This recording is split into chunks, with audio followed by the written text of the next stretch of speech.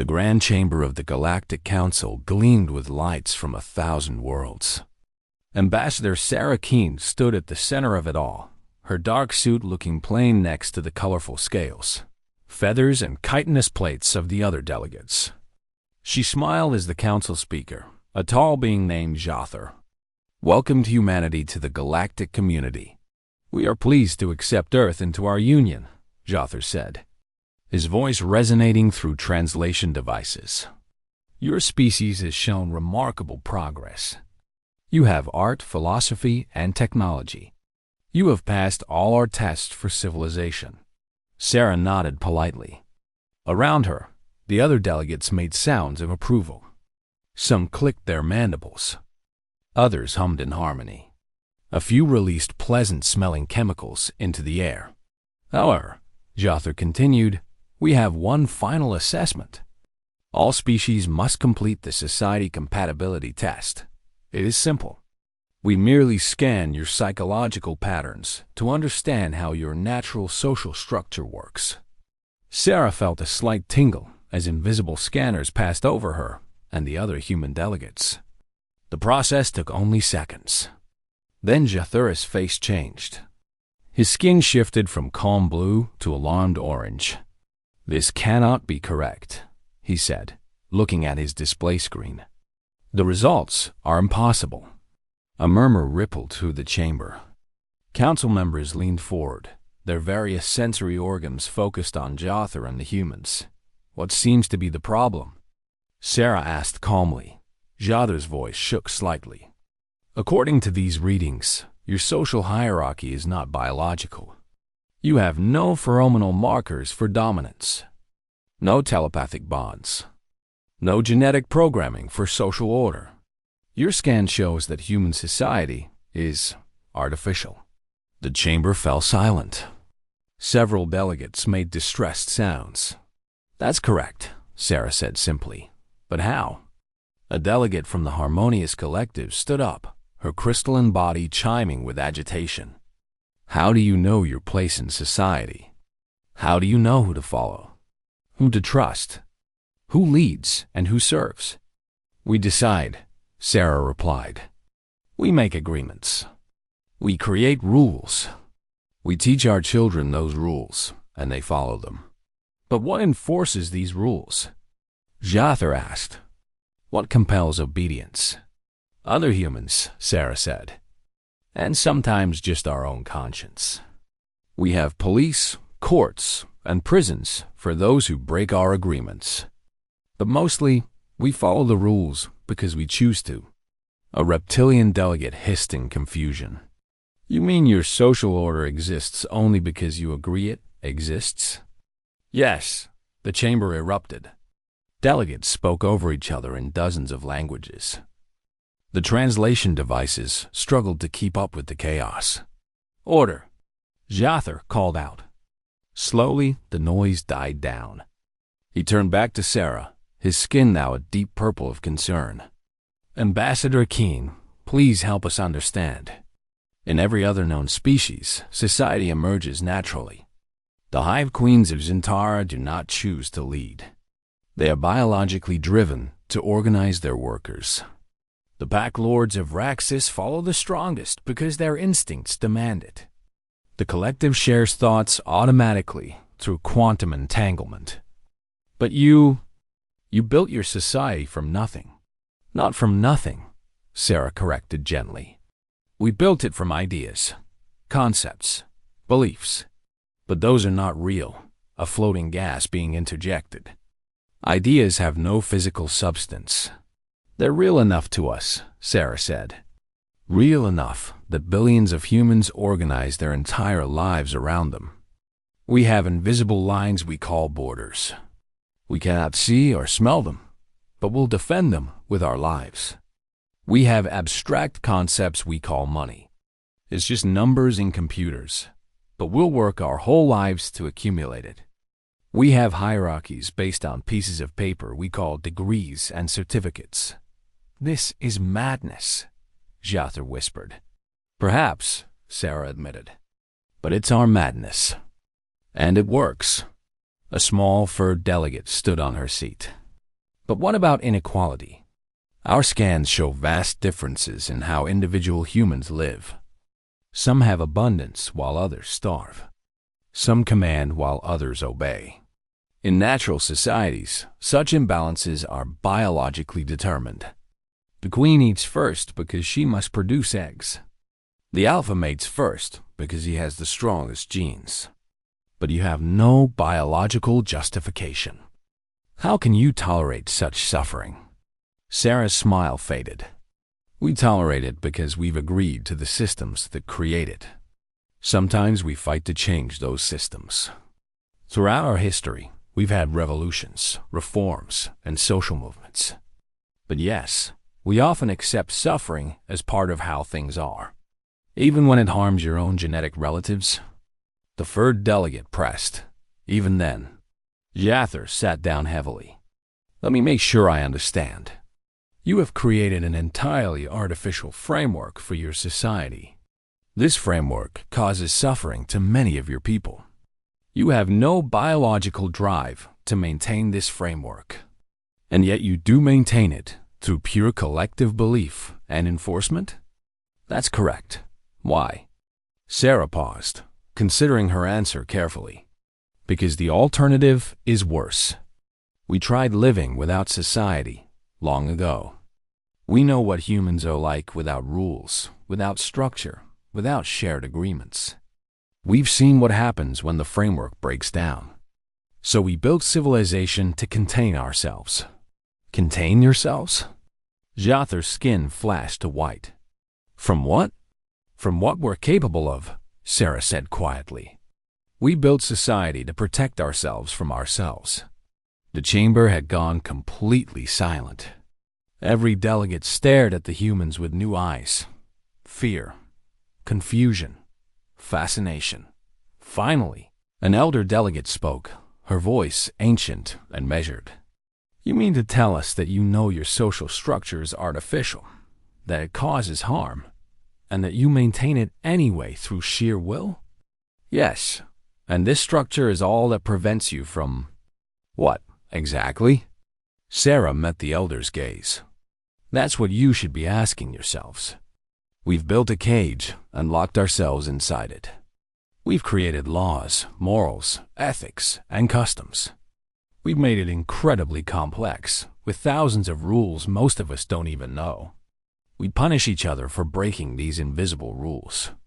We feel guilt and shame when we violate our own invented code. We've essentially trained ourselves to be our own jailers.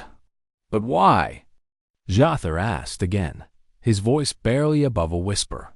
Sarah's expression was hard to read. Because we've seen what happens when humans stop pretending the cage is real. And we decided it was better to stay inside. The implications hung in the air like a poison cloud. Every delegate in that chamber suddenly understood something terrifying. They had welcomed a species that had voluntarily imprisoned itself. A species that maintained an artificial reality through nothing but collective will. A species that knew its own society was a constructed lie and chose to believe it. Anyway, and the question that chilled them all was simple. What happens when humans decide to stop believing?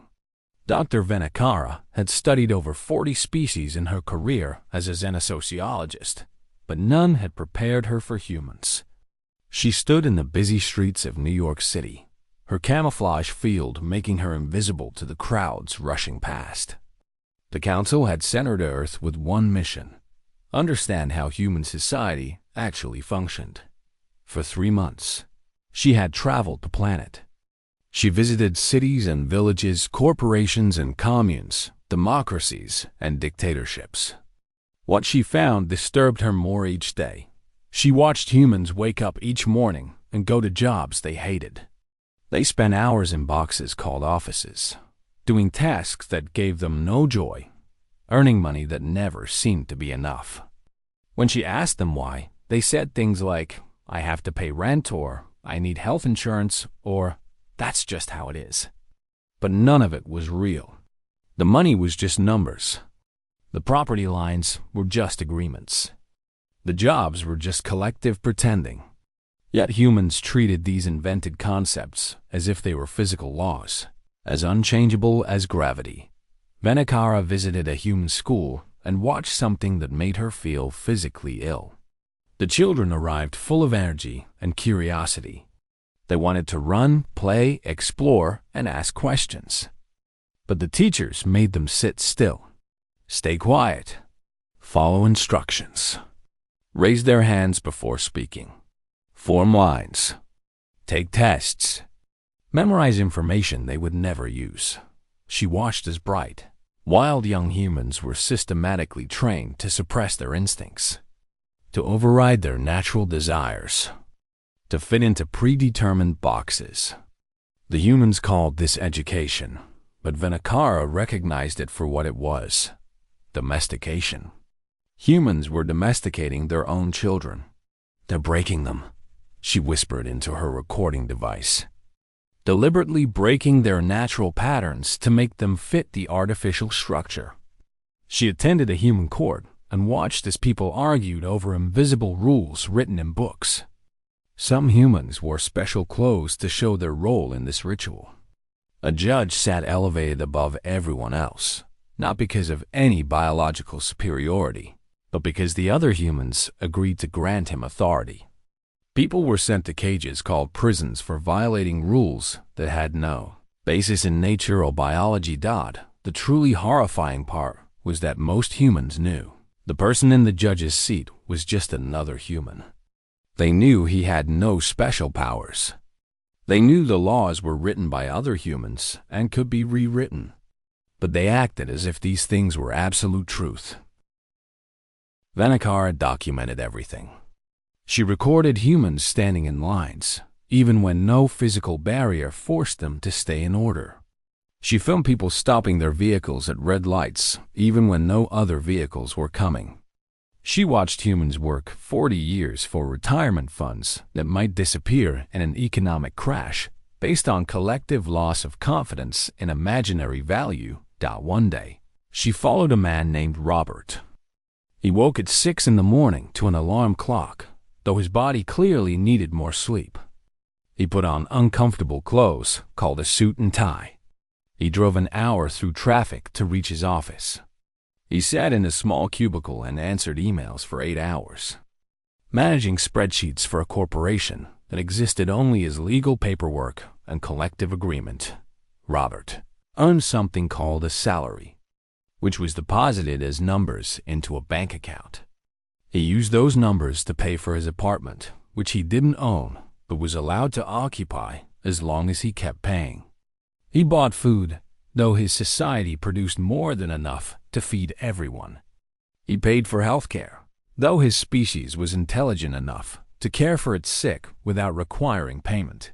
When Venakara interviewed him during his lunch break, disguised as a human journalist, Robert admitted he was stressed, anxious, and unhappy. He wished he could quit his job, but he had debts to pay. He wished he could rest, but he couldn't afford to stop working. He wished things were different, but he didn't see how anything could change. "Do you realize," Venakara asked carefully, "that everything constraining you is imaginary? The debt is just recorded numbers. The job exists only because your society agrees it does. The money has value only through collective belief." Robert laughed bitterly. "Of course I know that. Everyone knows that. But what am I supposed to do? Stop believing? Stop participating? That doesn't change the fact that I'll be homeless if I don't pay rent. The system only works if we all keep pretending together." That night, Venakara couldn't sleep. She had witnessed something unprecedented in galactic history. A species that had trapped itself in a collective delusion and maintained it through mutual enforcement. Every human was simultaneously prisoner and guard. She began to dig deeper into human history. What she found terrified her even more. Humans had tried hundreds of different social structures. Monarchies where one person ruled by claimed divine right. Democracies where everyone pretended their vote mattered equally. Dictatorships where fear kept the structure stable. Communist systems where everyone pretended to own everything collectively. Capitalist systems where everyone competed for resources in a society of abundance. Each system had its own rules, its own invisible lines, its own hierarchy. And humans had fought wars over which artificial structure was correct. They had killed millions of their own species, arguing about the best way to organize their shared delusion. But the most disturbing discovery was this: humans could change their entire social structure and remain biologically identical. A human born in a monarchy could function in a democracy. A human raised in a collectivist culture could adapt to individualism. The same species, the same biology, but completely different social realities. This meant humans had no fixed nature when it came to society. They were infinitely malleable, infinitely reprogrammable. Vanakara sent her preliminary report to the council. Humans have created a prison for themselves. They enforce it through law, custom, shame, guilt, and violence.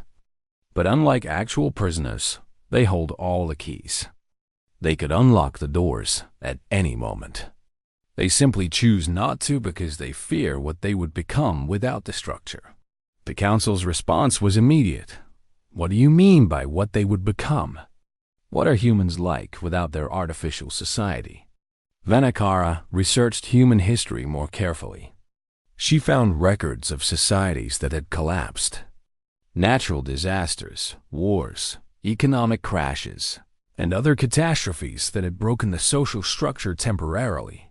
What happened next varied wildly. Sometimes humans helped each other, cooperated, and rebuilt.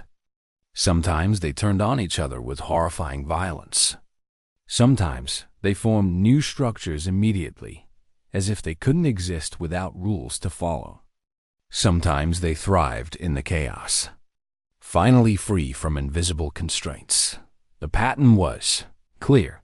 Humans without society were unpredictable, dangerous, capable of both extraordinary compassion and terrible cruelty. The artificial structure didn't make them better or worse. It just made them controllable. Then Akara realized the awful truth.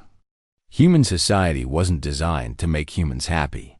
It was designed to make them predictable. Every rule, every law, every custom existed to channel human behavior into manageable patterns. Humans had voluntarily surrendered their freedom for the illusion of order. And they maintained this surrender every single day through countless tiny choices. Following traffic laws, paying taxes, going to jobs, obeying authorities, teaching their children to do the same. She finished her report with a warning. The galaxy must understand what humans have accomplished.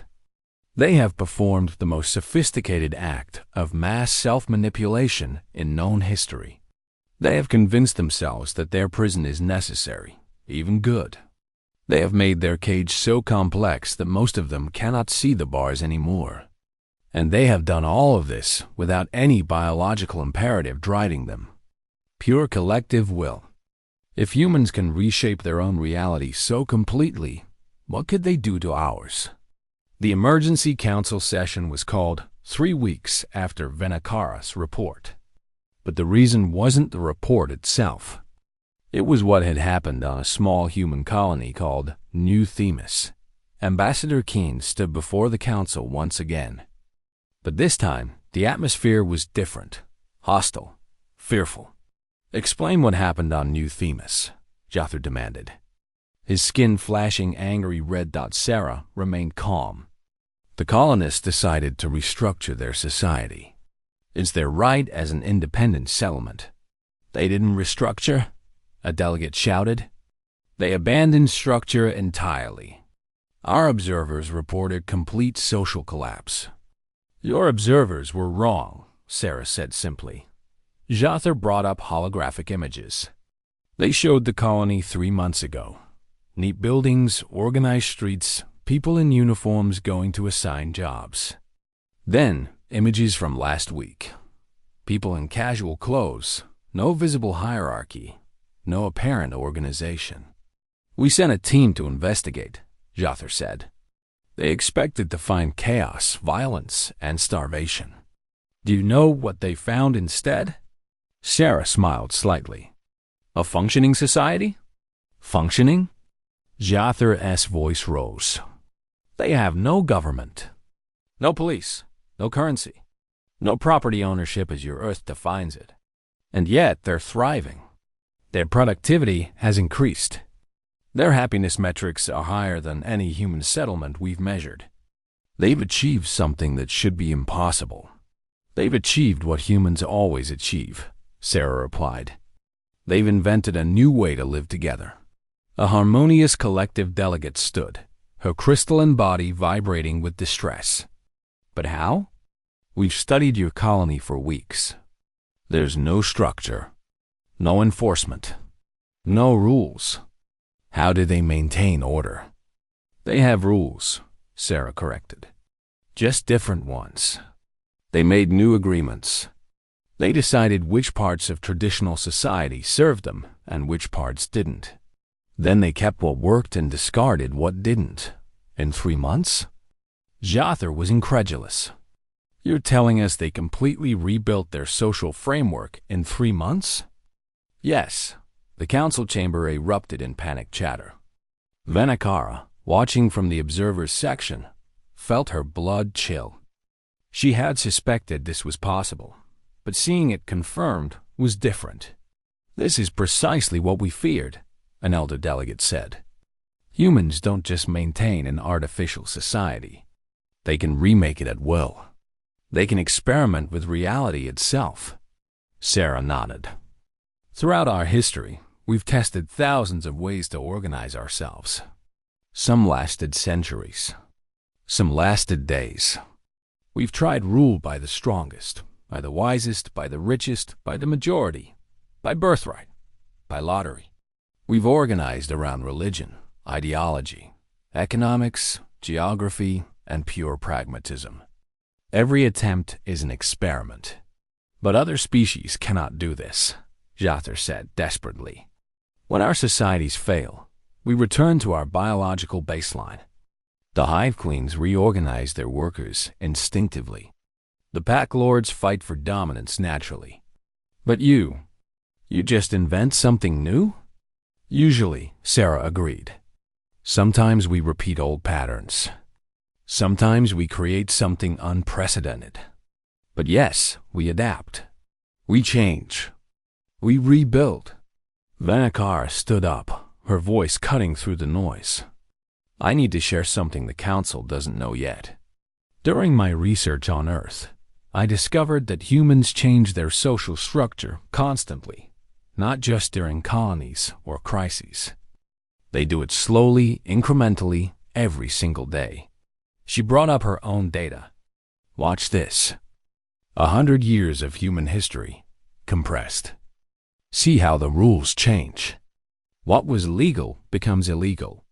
What was immoral becomes accepted. What was mandatory becomes optional. The structure is always shifting, always evolving. Humans are constantly renegotiating their shared delusion. That should be impossible, a delegate whispered. For your species, yes, Venakara said, because your societies are biologically determined. But humans built theirs from imagination. And imagination can be changed. Sarah stepped forward. The council seems to think this is a threat. But consider what it really means. Yes, we can rebuild our society, but we usually don't. Do you know why? Because changing a shared delusion requires convincing millions or billions of other humans to change their beliefs simultaneously. It's incredibly difficult. Most humans live their entire lives within the structure they were born into. But New Themis did change, Jother pointed out. New Themis had only 10,000 colonists, and they were already isolated from Earth's dominant social structures. They had the freedom to experiment. Most humans don't have that luxury. Yet, Venakara added quietly, the implication hung in the air. What would happen if more humans decided to experiment? What if they started comparing notes, trying different? Social structures, keeping what worked and discarding what didn't. An old delegate spoke, his voice grave. We need to understand something. Can humans impose their artificial structures on other species? The chamber went silent. Sarah took a long breath. Honestly, we don't know. We've never tried. Within our own species, we've definitely imposed social structures on each other. Colonization, conquest, cultural dominance. We have an ugly history of forcing our social frameworks onto other human groups. And it worked? The delegate pressed. Sometimes. Sometimes the conquered people adopted the conqueror's structure. Sometimes they resisted. Sometimes they blended both into something new. Humans are adaptable, even when the adaptation is forced. But other species? Your societies are biological. We don't know if our methods would work on you. But you've thought about it, Jother accused. Of course we have, Sarah said bluntly. We're human. We think about everything. We question everything, including whether your natural societies are as natural as you believe. The council recoiled. What do you mean? Jother demanded. Sarah gestured at the assembly. You claim your societies emerged from biology. The hive queens lead because biology demands it. The pack lords dominate because genetics require it. The harmonious collective shares thoughts because quantum entanglement compels it. But how do you know your social structures aren't just as constructed as ours, except you've forgotten they were built? That's absurd, a delegate sputtered. Is it? Sarah challenged. Humans used to believe our hierarchies were natural too. Kings claimed divine right. Aristocrats claimed superior breeding. The wealthy claimed their success proved their worth. Every society we've ever built, someone claimed it was natural, inevitable, and unchangeable. Until we changed it. Vanakara felt something shift in her understanding. Sarah was right. How did they know their societies were truly biological? Just because they felt natural didn't mean they were. Humans felt their societies were natural too, yet they were entirely constructed. You're trying to undermine our confidence in our own civilizations, Jother accused. No, Sarah said. I'm trying to make you see what humans learned long ago. The prison only works if you believe in it. The moment you recognize the bars are imaginary, everything changes. We've been through countless revolutions, reformations, and social upheavals. Each time, humans realized the current structure wasn't inevitable. We saw the bars, and we chose whether to walk through them or build new ones. And new Themis? Jother asked. What did they choose? They walked through the old bars and built new ones. Different bars, but bars nonetheless. Because humans have learned something else. Complete freedom is terrifying. We need structure. We crave it. But we also need to know we chose it. That we can change it. That it serves us, not the other way around. The council sat in stunned silence, each delegate confronting uncomfortable questions about their own societies. 2 weeks later, the Galactic Council delivered their ultimatum. Ambassador Keene read the document carefully while the assembled delegates watched. Her expression revealed nothing. So, she said finally, you want humanity to accept integration into the harmonious standard, a galaxy-wide social framework that has maintained peace for 10,000 years. And if we refuse, we face quarantine and economic isolation. That is correct, Jother confirmed. His skin had settled to a neutral gray. We cannot risk the destabilization your species represents. Either you accept our structure, or you remain separate. I have a question, Sarah said. Is your system voluntary? Jother seemed confused by the question. Voluntary? Ambassador, the harmonious standard is not imposed. It emerges naturally from the collective consciousness of all member species. It's the inevitable result of civilized beings cooperating. So you've convinced yourselves it's natural, Sarah said softly. And because you believe it's natural, You believe it's not a choice, which means you've built exactly what we built. A prison you can't see because you believe the bars are part of reality itself. The chamber erupted. Delegates shouted over each other. How dare she compare their enlightened system to humanity's artificial constructs? Sarah waited for the noise to die down. When she spoke again, her voice was clear and calm. The difference between humans and the rest of you is simple. We know our society is artificial. We know we built it. We know we maintain it through collective belief and enforcement. And because we know it's not real, we can change it. Our system is real. A harmonious collective delegate insisted. It's based on biological imperatives and quantum consciousness. Is it? Sarah asked. Or have you just told yourselves that story for so long that you believe it? Have you convinced yourselves that your social structure is the only possible outcome of your biology? How do you know you haven't trapped yourselves, just like we have, except you've forgotten you built the cage? Jather slammed his appendage on the table. Enough! You are deflecting. We are offering you a choice. Join us or face isolation. Sarah smiled, but there was no humor in it. You're offering us a choice between one prison and another. Accept your cage or stay in ours. Our system is broad. Peace to hundreds of species for millennia, Jather argued. At what cost? Sarah shot back. How many of your member species have changed their social structures in those 10,000 years? How many have experimented, innovated, questioned whether there might be better ways to organize themselves? The silence that followed was telling. That's what I thought, Sarah said. You've achieved stability by eliminating change. You've created peace by preventing evolution. You've built a paradise prison and convinced everyone inside that they're free. And what would you have us do? An elder delegate asked. Embrace chaos? Constant revolution? Your species has fought countless wars over your social experiments. Yes, we have, Sarah admitted. And we've learned from every single one. We've tried systems that failed. We've built structures that caused immense suffering. We've made terrible mistakes. But we've also discovered new ways of organizing ourselves. New possibilities. New freedoms. She looked around the chamber.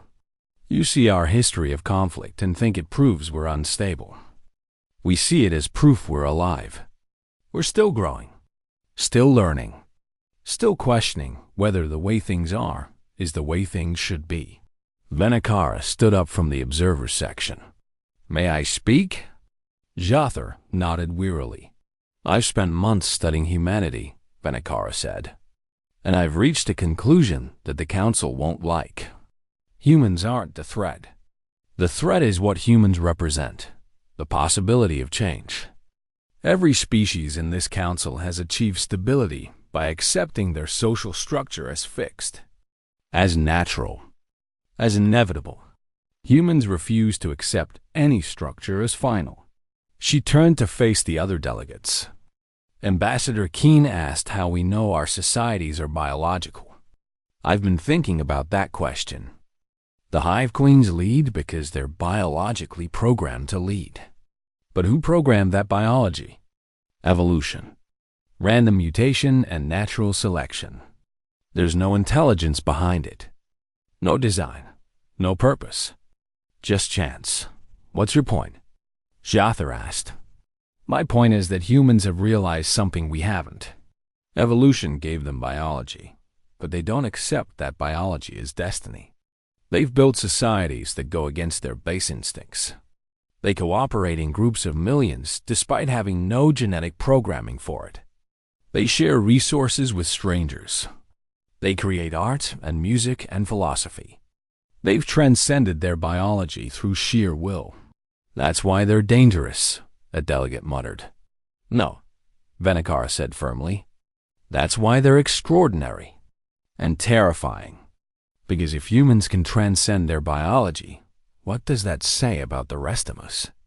Are we slaves to our genes? To our instincts? To our evolutionary programming? Or could we also choose something different? The chamber fell into shocked silence. Sarah nodded slowly. Dr. Venakara understands. The real question isn't whether humanity will accept your harmonious standard. The real question is whether your harmonious standard can survive contact with humanity. Because we'll ask questions you've been avoiding for 10,000 years. We'll point out the bars you can't see. We'll wonder out loud whether your natural order is natural at all. Jathar's skin cycled through colors rapidly: confusion, fear, anger, and finally resignation. You're not going to accept our offer, are you? No, Sarah said. We're not. But not because we want conflict. We decline because we've been where you are.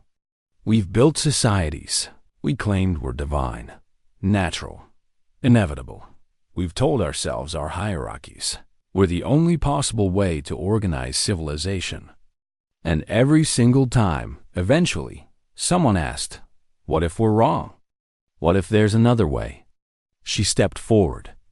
That question terrifies you. It should. Because once you start asking it, you can't stop. You start seeing the bars. You start wondering who built them and why. You start imagining what might exist beyond them. And that's when everything changes. So humanity chooses isolation? Jathar asked. We choose autonomy, Sarah corrected. We choose the right to continue our experiments, to make our own mistakes, to build and rebuild again until we find something that works. You're welcome to watch. You're welcome to learn from what we discover. But we won't accept any structure as final, including our own. An elder delegate spoke, her ancient voice carrying weight. And what if your experiments fail? What if your constant revolution leads to destruction? Then we'll learn from that too, Sarah said. We've destroyed ourselves before on smaller scales. Collapsed civilizations. Lost knowledge. Caused suffering. But we survived. We adapted. We tried again. That's what humans do. We build hell, name it society, live in it until we can't stand it anymore, then tear it down and build a new hell we like better. That's madness, Jathar whispered. Maybe, Sarah agreed. But it's our madness. And we've learned to love it. Because the alternative is worse. The alternative is believing the prison is paradise.